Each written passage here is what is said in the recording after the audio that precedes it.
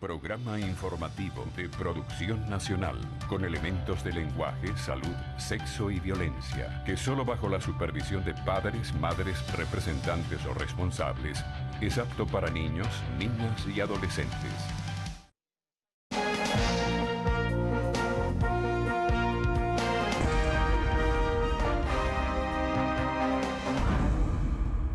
Buenos días, buen domingo, buen fin de semana para todos ustedes.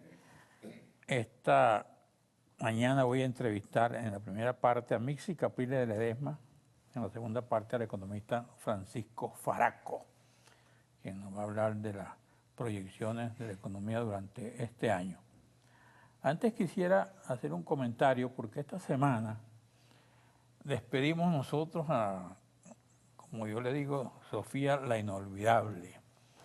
Y digo la Inolvidable porque Sofía, y yo que la conocí, trabajamos en el Universal, y era una mujer que hizo de su vida intelectual un apostolado. Estuvo en la polémica, fue víctima de la calumnia como todo el que triunfa en este país.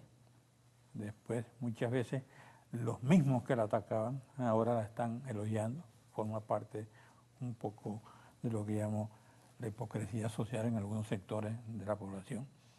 Pero lo que no se le puede negar nunca, Sofía, yo nunca compartí esa forma de tratar a un ser humano y siempre la admiré por lo que ella fue, una mujer frontal, una mujer que hizo de la intelectualidad una ideología y un legado para las futuras generaciones. También murió esta semana el locutor y filósofo Iván Locher, un hombre que viene de los sectores más humildes de la población y logró imponerse con su esfuerzo, con su tesón, con su honestidad, a la personalidad que desarrolló y que era hasta el momento de su muerte. Así que lo recordaremos para siempre, tanto a Sofía como a Iván. Y me entero que se murió Roberto Lamarque, también actor reconocido en el país. Bueno, Mixi, ¿qué es de tu vida?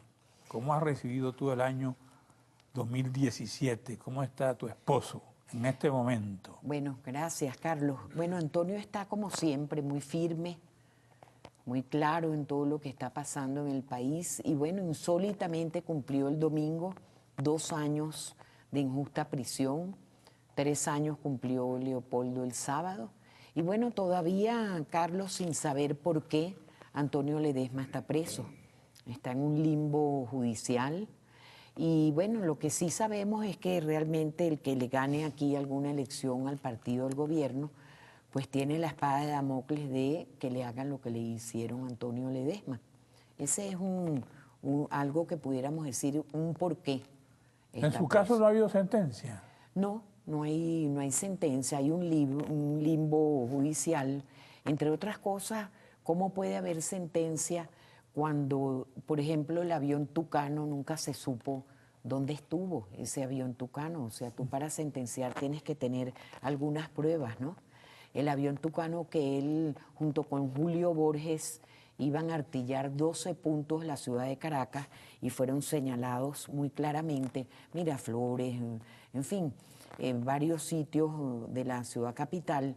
El avión Tucano no ha aparecido. ¿Pero de dónde viene esa denuncia?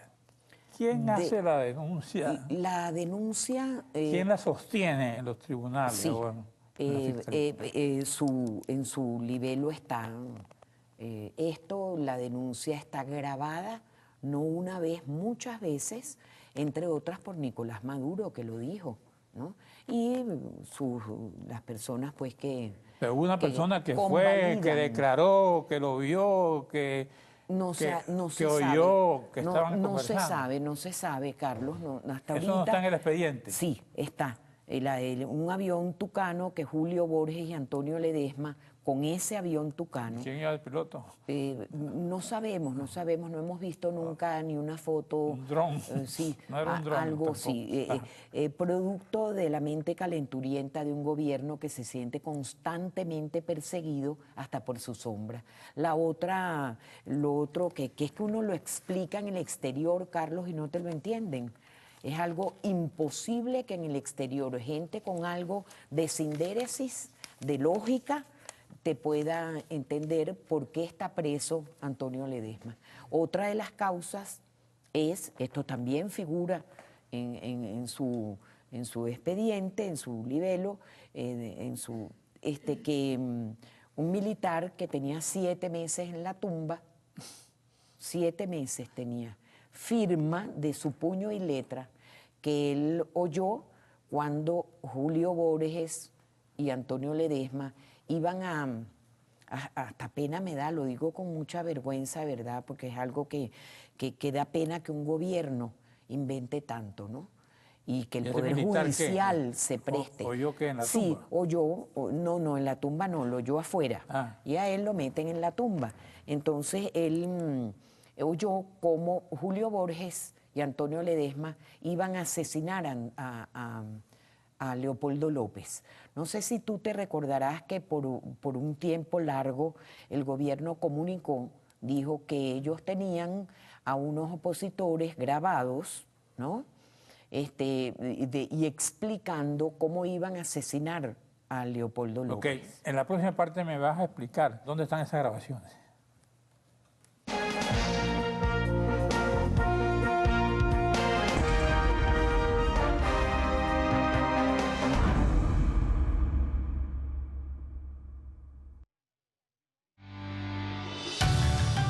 Estás viendo Diálogo con...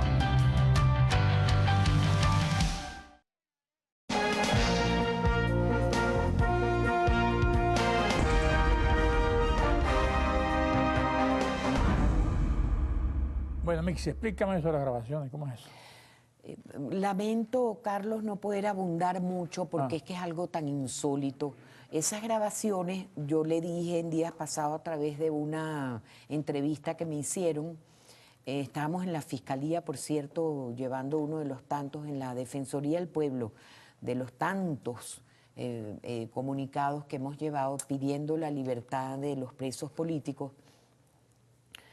Alguien me preguntó sobre dónde estaba el avión Tucano. Le dije que bueno, que si ella encontraba algún indicio, que le agradeceríamos mucho que nos lo enseñara. En relación a la grabación, esta persona firma eso, que en efecto él oyó esto a través de una tercera persona, por cierto, y a esta persona le dan casa por cárcel. ¿Después de eso? Sí, le dan como premio haber firmado una mentira. Le dan casa por cárcel. Esta persona se escapa, es un militar, se escapa, se sale de su casa, ¿correcto? Y fuera de su casa, en el norte, frente a autoridades competentes, confiesa que él fue torturado y conminado y obligado a declarar eso. O sea, como podemos ver, no tiene ninguna sustentación. ¿Él está afuera ahorita? Sí, militar. Esta persona ¿Es un militar? tenemos entendido que sí, que está afuera. Y sí sabemos que porque eso salió... ¿Y por qué estaban juzgando a ese militar? Porque aparentemente estaba con Antonio Ledesma o por otra cuestión que tenía que ver, creo, con algo con el CENIAT, y lo empezaron a investigar, pero lo meten en la tumba y allí lo obligan a declarar esto en contra de Antonio Ledesma. Yo le pido a Nicolás Maduro, una vez más... ¿Y él no dice quién lo obligó? Obvio. Claro que lo dijo. El director de la cárcel, el director de la tumba. No, sí, en el SEBIN, las autoridades del servicio... diga esto. Las autoridades del Servicio Bolivariano de Inteligencia, cuyo mayor servicio a la patria y a la humanidad bajo el punto de vista de los derechos humanos y de los delitos de lesa humanidad, el gran trofeo que tienen hasta el sol de hoy es torturar todos los días a gente inocente. ¿Te consta eso? Nos consta a todos los venezolanos. Le consta a cientos, decenas. Hay víctimas que han denunciado torturas. Hay víctimas que han denunciado torturas. Mira, yo en días pasados... ¿Y no han enjuiciado a los torturadores? Pues mira, tendrán que ser, por supuesto, estos casos llevados a tribunales que tienen que ver con la flagrante violación de los derechos humanos, tribunales internacionales, donde misma Venezuela forma parte, por ejemplo, del Consejo de Seguridad de Naciones Unidas. Esas cosas no se las dicen a Zapatero, al diálogo. Esas cosas el presidente Zapatero con toda seguridad las sabe, y tan las sabe que el presidente Zapatero, que yo sepa, no sé si estoy mal informada, y me retractaría públicamente de serlo si fuese lo contrario, pero tengo la seguridad que Zapatero, por ejemplo, al presidente Zapatero nunca se le ha ocurrido decir yo quiero entrar a la tumba y ver las condiciones en las que está esta gente en la tumba, estos estudiantes, esta gente no tan jovencitos. El señor González Rodolfo se suicida producto de la desesperación que ese hombre, de la tortura psicológica que le hicieron a ese hombre en la tumba. Hay cantidad de escenas. Yo personalmente estuve hablando con una niña que por haber chiflado, es como se dice en criollo, a un empleado público, una empleada en este caso pública del Estado que estaba en el estado Falcón, si mal no recuerdo, y un grupo que estaba allí pensaba que no debía estar allí esa persona, ¿no? Y entonces los chiflaron y le dijeron fuera y tal y cual. Esa niña fue obligada, está así de gruesa, y fue obligada, le metían gusanos en la boca, le hacían abrir la boca y le metían gusanos, y hay testigos de ello. Testigos hay por cientos. ¿Dónde está John Goycochea, por ejemplo, que luego de que le dieron su libreta, su excarcelación, sigue preso, y como él 16, 17 personas más? ¿Dónde está Gilbert Caro? ¿Dónde está tanta gente, Carlos, que pueden dar fe? ¿Ah? Y de hecho la han dado valientemente. La Defensoría del Pueblo, de las ¿qué hacen por torturas. ello? Bueno, mira, de Tarek William, con el Defensor del Pueblo, hemos tenido, en lo particular yo, he tenido 3 reuniones y nos reciben, Carlos, pero vamos a dejarnos de engaño. En Venezuela no hay separación de poderes. Y como el Defensor del Pueblo, o quien sea otro, Luisa Ortega, la fiscal, y cualquier otro empleado de este gobierno, que pertenezca al staff de este gobierno, que pretenda decir lo contrario, va para afuera, simple y llanamente. Aquí se canibaliza a todo el que piense diferente. Tú has hecho denuncias serias. Si a ti te llamaran de un tribunal y te dicen, sostenga lo que usted dijo en el programa de Carlos Crowe, ¿qué dirías tú? ¿Dónde están las pruebas? Me presentaría con una pléyade de gente que puede dar fe y que tienen la constancia por escrito de las denuncias que se han hecho tanto nacional. ¿Ellos lo han hecho? Por supuesto, tanto nacional como internacionalmente. Internacionalmente, Carlos, tú no puedes ir a mentir, porque ahí te escanean y te averiguan absolutamente todo lo que tú dices. Yo no puedo ir al norte, al sur, en cualquier país iberoamericano donde hemos estado, por cierto, honrosamente con una valiente venezolana como Lilian Tintori. No podemos decir mentiras. No, mi estilo no lo sería, el de Lilian tampoco, pero tienes que decir la verdad, y los papeles que presentas te los revisan muy bien. No es que te aceptan, mire, es de este tamaño la denuncia, y no las escudriñan. Y eso fue en todos los países, diputados, senadores, presidentes de comisiones que tienen que ver con los derechos humanos. Justo cuando cumplió 2 años preso, Antonio, ¿no? Ese día, ¿qué sentiste tú y qué sintió él? Vamos a un receso, te doy esa pregunta.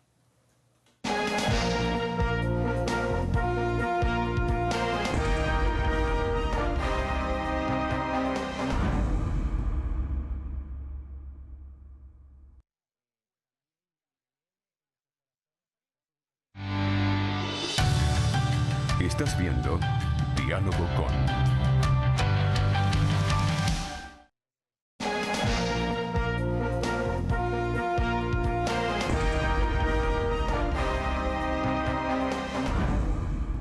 Bueno, estoy conversando con Mixi de Ledesma, que decía que sintió el día que cumplió 2 años. Uno nunca está preparado, Carlos, para tal iniquidad. Antonio sabía por 33 días antes que lo iban a meter preso. Pero el momento, el instante en el que te das cuenta que realmente se lo llevan preso de una manera tan espantosa, eso también lo hemos contado en el mundo entero y si no ven las grabaciones les es muy difícil creerlo. Batía con mucha fuerza las manos el presidente Macri, de gran demócrata, insultado ferozmente por el gobierno que tenemos, y decía frente a 46 alcaldes dentro del marco de una actividad que hubo sobre el tema ambiental en Buenos Aires, y decía el año pasado que no puede ser que a un homólogo de ustedes se presenten simple y llanamente sin una orden judicial, sin nada de nada. Vamos, usted preso. Y usted va preso. Y Antonio decía, ok, tranquilos, pero enséñenme la orden. No había orden. Esa orden la emitió una venal juez o fiscal o un venal juez una cantidad de horas después. Esa es la realidad de lo que estamos viviendo. Uno nunca está preparado para vivir tal dolor, Carlos, con la familia. Ustedes dicen que han ido a lo internacional, pero lo internacional siguen, y cuando tú entrevistas a la gente del Grupo Zapatero, este es un gobierno democrático. ¿De dónde sacan esta gente que hay una dictadura? Si pueden expresarse como se expresan, pueden decir lo que quieren del presidente de la República y no les pasa nada. ¿Qué responden ustedes a eso? Este es un honroso ejemplo, por ejemplo, estar en esta estación aquí, donde va siendo uno de los últimos pocos reductos, esperemos no el último, reductos que le quedan a los venezolanos para poder venir y hablar. Y a Televen nuestro sincero reconocimiento por la valentía que han tenido. Un hombre de medios como lo eres tú hace un tiempo suficiente ya para conocer bien el tema, sabe que se nos han ido estrechando los cercos, cómo acaban insólitamente por decir cosas reales, no mentiras, del gobierno. Le cierran las puertas a NTN, a Radio Azteca, a TV, a CNN. Cada vez se nos van cerrando más los espacios para poder hablar. Se amarran esto es democracia. El hecho que yo esté hoy hablando contigo no se da por caridad lo que corresponde por justicia, Carlos. Este es mi derecho como venezolana. Y tu deber y tu derecho igualmente como venezolano a poder entrevistar a todo el que piense de una manera u otra. De hecho lo hago aquí vienen de todos los sectores, de todos los partidos, desde Bin Laden hasta Trump. Si así es como tiene que ser, ¿no? Tú eres ahorita nuestro Larry King, ¿no? Pero más bonito que Larry King. No creo. Y entonces eso uno como venezolano, pues por supuesto lo agradece, pero cada vez se te van cerrando más los espacios. Cuando el presidente Zapatero insólitamente dice, lo dijo en varias oportunidades, el representante del gobierno nacional, porque yo como venezolana, por ejemplo, y siento que muchos que me estén viendo ahorita, durante ese diálogo comillado, no nos sentimos interpretados por presidentes que representan abiertamente una gran amistad con el gobierno, contra lo que no tenemos nada. El gobierno puede tener amistad con quien le dé la gana, pero nosotros como venezolanos tenemos derecho a introducir, que es la figura que a partir de ahorita tiene que haber, a que existan... ¿Y cómo la oposición acepta, o la MUT acepta dialogar con esta gente y lo acepta como parte del diálogo? No, se han cometido muchos errores, Carlos. ¿Por qué no decirlo? Tenemos que ser serios y sinceros. Hemos pecado por omisión y por actuar indebidamente. A partir de ahorita, como tú bien sabes, los venezolanos, hay una reestructuración en la mesa de la unidad democrática, se ha ampliado el espectro de la figura de otras autoridades, de fuerzas vivas que forman parte también del país. La presencia, por ejemplo, es insólito que no esté la presencia de la Conferencia Episcopal Venezolana. En la MUT. En el diálogo me refiero, ¿no? Junto, pues por supuesto, con el Vaticano, junto con estos expresidentes a quienes no desmeritamos, pero nosotros tenemos también... Aquí no tuvo el nuncio, pues, y no está el nuncio en esa comisión. Claro, el nuncio es embajador de la Santa Sede en Venezuela, pero nosotros... ¿Ustedes no creen en la Santa Sede? Pero por supuesto, y tiene que estar, ¿cómo que no? pero también queremos, y así tiene que ser, que se cumpla también, fíjate, tanto la comunicación de Monseñor Parolín, fíjate que la declaración de Monseñor, del Cardenal Urosa. Es impensable entrar en un diálogo cuando no se ha cumplido con lo que supuestamente iban a cumplir, pero los trapitos rojos nos fueron mareando, hoy, mañana, pasado, la próxima semana, y mientras tanto el presidente Zapatero, con un desenfado, para emplear una palabra muy española, pero que él sabe muy bien lo que significa, para decírselo finamente, con el gran desenfado, dijo en varias oportunidades, en realidad no es tan importante que se haga el referendo, se efectúe el referendo revocatorio. ¡Qué desfachatez! Cuando él sabe perfectamente bien que el referéndum revocatorio era como una olla de presión que estaba a punto de estallar, y que con el referéndum revocatorio iban a bajar todas estas... ¿Qué dicen tus hijos? Sufren mucho, sufren pavorosamente nuestros hijos. Tampoco estaban preparados, y posiblemente ellos muchísimo menos que uno, a vivir el horror que significa, pero no solamente sufren ellos, sufren todos los hijos, familia, todas en las colectivo. familias, todos los hijos de Se todos. reúnen, analizan. Nos reunimos, tenemos un grupo conformado de familiares y presos políticos donde explayamos nuestras angustias existenciales, nuestro dolor, por supuesto, porque es demasiado duro, Carlos. Ver a un hombre como Antonio Ledesma, sala, comedor, sala, comedor, Antonio comedor, no sala. sale a la calle. Antonio no puede No bajar. sale al patio. No puede. Antonio, como te dije, tiene 1 año y 9 meses que su ¿Cómo es un piel día no en él? recibe ¿Cómo es el un sol. día en Ni que él? Antonio saque la mano, él puede recibir sol, porque el sol, extrañamente, eso alguien que sepa de este tema me lo pudiera explicar. El sol llega así, no entra ni siquiera un poco a la ventana nuestra. ¿Cómo es un día en Antonio Ledesma?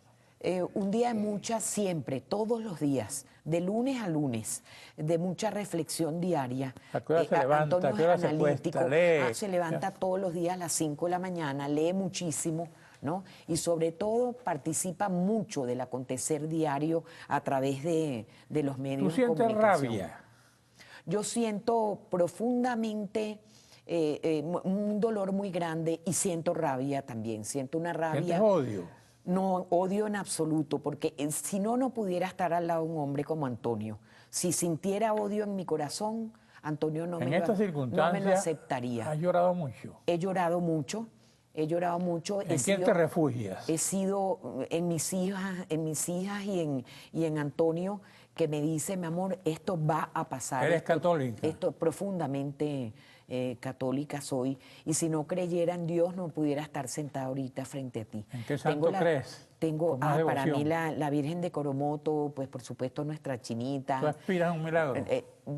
Lo interpreto más que como milagro, ¿no?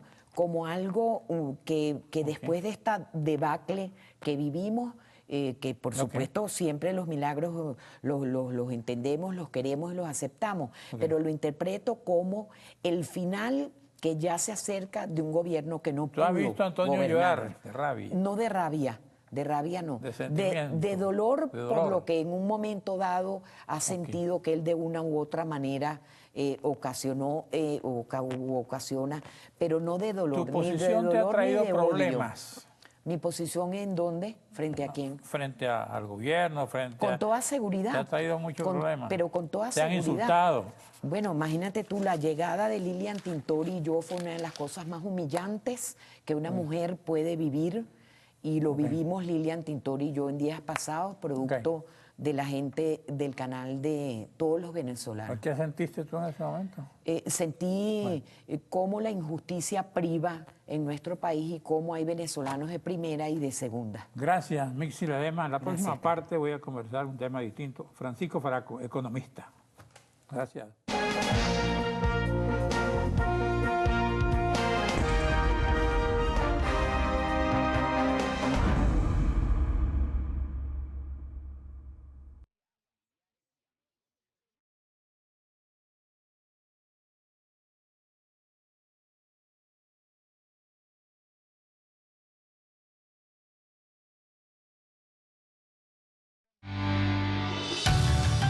Estás viendo Diálogo con...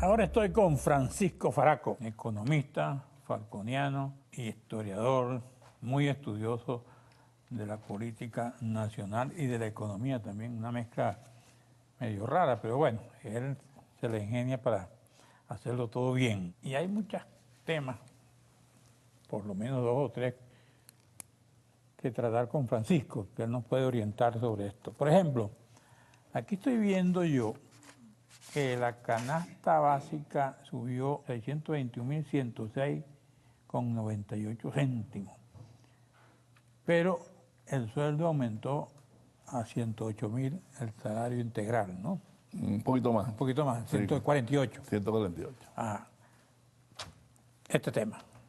Mira, el tema ese es la inflación.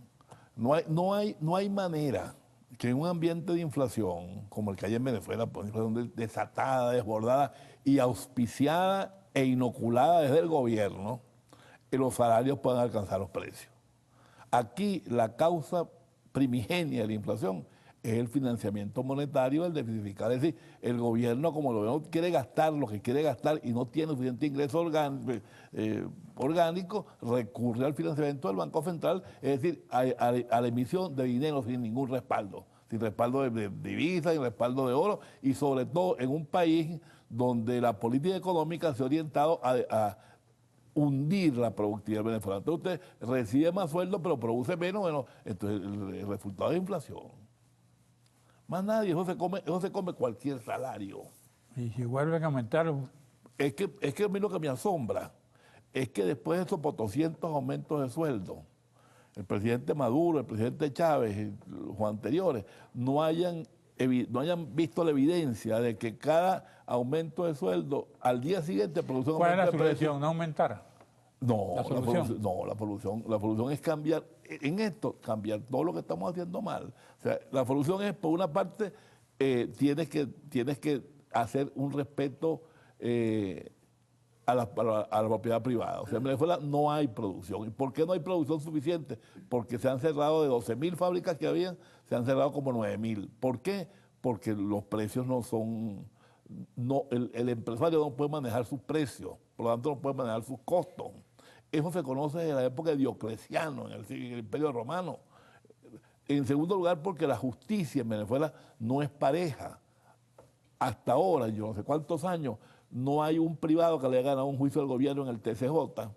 En tercer lugar, porque tiene una mano de obra muy poco motivada y muy poco estimulada, porque el empresario no puede estimular porque los aumentos de sueldo los da Nicolás Maduro. Nicolás Maduro es el gran jefe personal de Venezuela, Nicolás Maduro. Entonces, mira, son multitud de factores que inciden para que en Venezuela no se produzca lo que podría producirse. Entonces, tú quieres compensar ese aumento de precio que te genera el desequilibrio entre oferta y demanda, dando a la gente más poder de compra para que compre menos, y entonces con la misma cantidad de productos lo que hace es subir los precios. Ahora, vamos a imaginar que te oigan a ti, Faraco, que vamos a cambiar todo.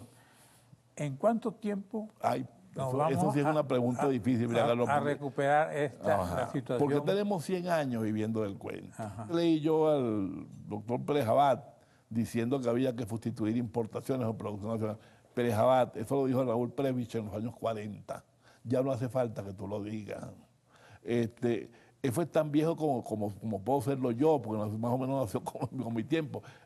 Hoy en día las energías para que un país crezca son otras energías. ¿Cuáles?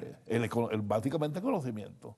Básicamente el conocimiento. El desarrollo de la juventud, el desarrollo de las universidades, el desarrollo de la educación. Ponle que comiencen a hacer las cosas bien, tal como tú las planteas. Por lo menos, ¿En cuánto tiempo? Por lo menos 30 años. ¿Ah? Por lo menos 30 años. Fíjate. 30 años. Sí, claro. Tú y yo Qué somos, esperanza. Bueno, tú y yo somos hijos de la reforma educativa del general López Contreras en el 36. Ajá. En el presidente López dijo tal. Entonces, vino la misión chilena y nosotros tuvimos ya en los años, casi en los años 60, casi 30 años después, porque nosotros comenzamos a ver profesores graduados del pedagógico que nos daban clases a nosotros. Y si tú comienzas a producir desde ya, no Pero mejora claro, la situación del no, venezolano. es que tú tienes que comenzar a... Oye, claro que la puedes mejorar, pero cambiar el país es generar un venezolano distinto, con otros valores. Pero cambiar para que todo siga igual entonces. No, tú vas cambiando. 30 años, esperar 30 años. No, pues tú me dices para culminar el proceso, 30 años. Ahora tú comienzas a hacer Para las cosas bien. sentir las cosas. Claro, no, Para sentir que las cosas mejoran. que las cosas van a mejorar y van a mejorar por un periodo largo. Pero tú desde ahora, si tú comienzas a hacer los cambios que el país requiere, tú comienzas a ver frutos. Como toda primera cosecha. La primera cosecha es pobre, pero se ve que hay cosecha, se ve que se sembró. Pero es que hoy en día no estamos todo lo contrario. Hoy en día seguimos destruyendo el país. Hoy en día el gobierno destruye el país. Entonces, mientras nosotros estemos en esa fase pues de erosionar toda la poca tierra buena que existe, pues no podemos esperar un resultado distinto. Entonces, ¿de qué vive la industria? ¿De qué vive el comercio? ¿De qué vive la banca? Bueno, fíjate, por ejemplo, el comercio, punto que lo has tocado. Para los comerciantes el mes de diciembre es clave. ¿Qué hizo el presidente Maduro en diciembre? Anunció lo del billete 100, diciembre negro. Hoy en día muchos comerciantes están pagando las consecuencias del diciembre negro. La industria... Y el billete 100 sigue, se niega a morir. No es que se niegue a morir, es que, No, no lo matan. Fue una verdadera torpeza, por decirlo menos, del presidente de la República anunciar en cadena que tenía 3 días para pagar el billete. Eso no lo hizo ni siquiera el tirano de Corea del Norte. Entonces, eso fue una tontería de un presidente de la República que ni siquiera vio el cuadro del Banco Central, donde se decía que el 78% de la circulación de las monedas y billetes eran billetes de 100. Y ahorita es lo mismo. Y todo el mundo salió corriendo ya su billete, ¿no? Claro, yo no. ¿Tú no? Yo no. Petrocini sí. Porque ese es un atorado. Sí, ¿no?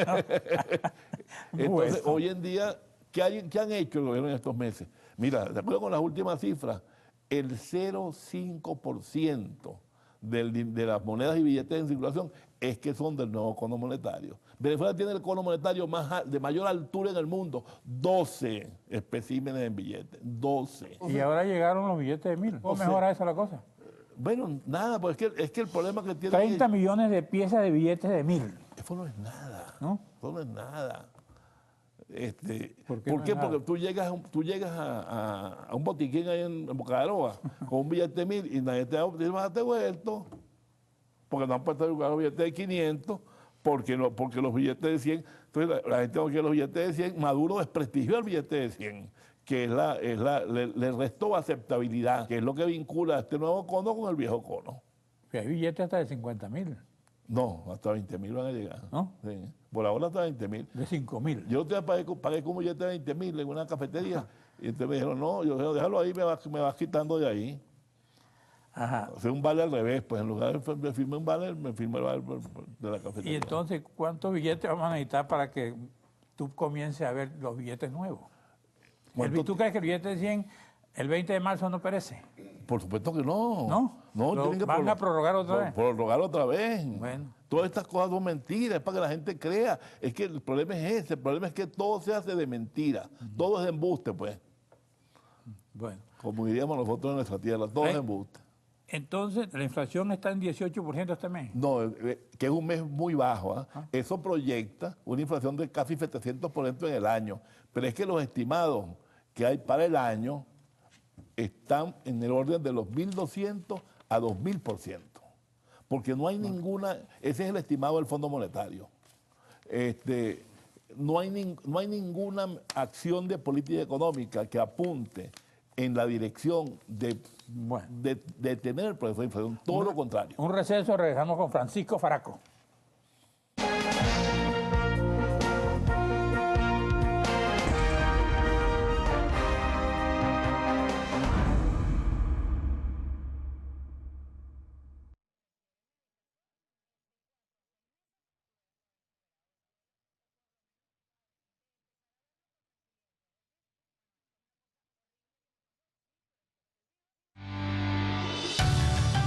Estás viendo Diálogo con...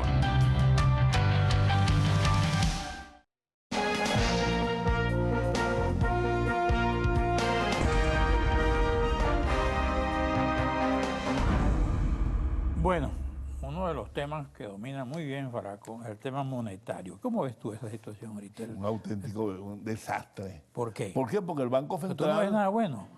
No, yo no veo nada bueno, ¿No? bueno, efecto a mí mismo y, Ah, bien. y a mis nietos.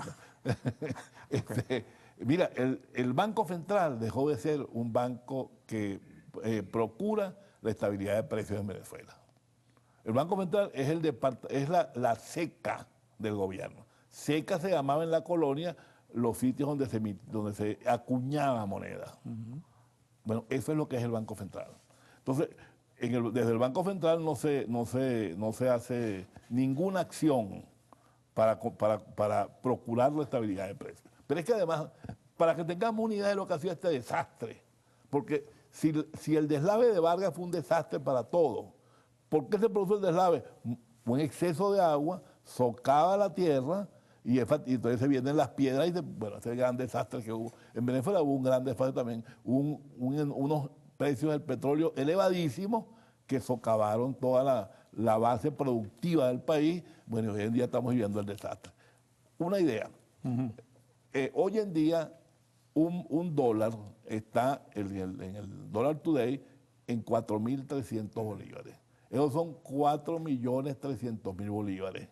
Cuando Chávez llegó, el bolívar estaba en aquella época a 0,009 bolívares comparándolo con hoy.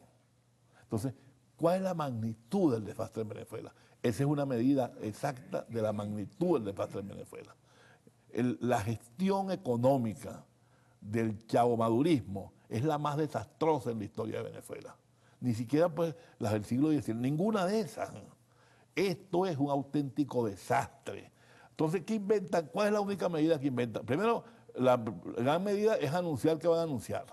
No anuncian nada, entonces bueno, pero esa es la gran medida. Luego abrieron unas casas de cambio en la frontera, en San Antonio, en Ureña, en Paraguachoa, etc. ¿Qué pasó? Alguien se hizo rico. Entonces, eso no bajó para nada la presión del dólar paralelo, para nada.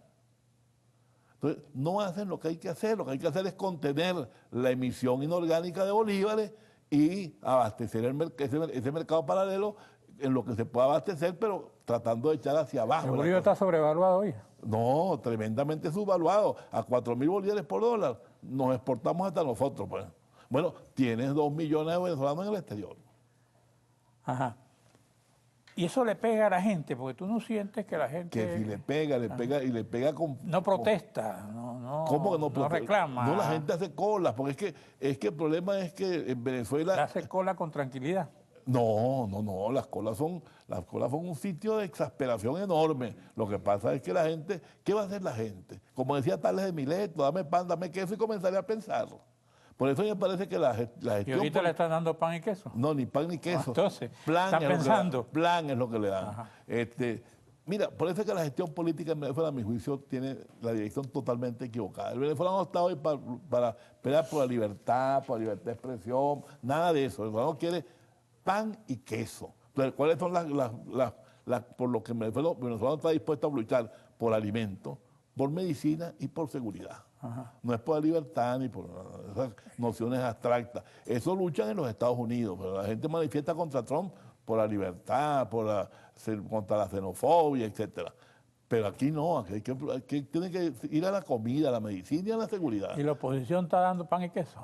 No es que lo dé, pero por lo menos que motive a la gente. Pero la está motivando. ¿Tú sientes que lo está motivando? No lo está haciendo. ¿Qué está pasando en la oposición? ¿Qué está pasando en la MU, por ejemplo? Si tú tuvieras que analizar. Yo no sé, hay que preguntar a Petrocini.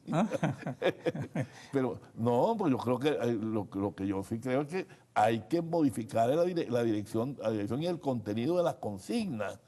Yo no creo que el venezolano vaya a movilizarse por consignas abstractas. ¿Tú como venezolano te sientes representado en la MUT como opositor? No, yo soy un opositor. Por eso. Pero la MUD no me representa. Entonces, hay más opositores que oposición. Bastante más. ¿Por qué? Porque la MUD no es una estructura orgánica que recoja lo que es el factor común, denominador de los venezolanos. Los venezolanos tenemos enormes diferencias con la MUD en lo que es el tratamiento, por ejemplo, del tema militar, del tema de los diálogos y del tema de las consignas sobre todo. ¿Por qué el tema militar? Bueno, chicos, porque nosotros, la MUD como que no ha entendido que el gran problema para el progreso democrático de Venezuela han sido, son y serán los militares, la corporación militar.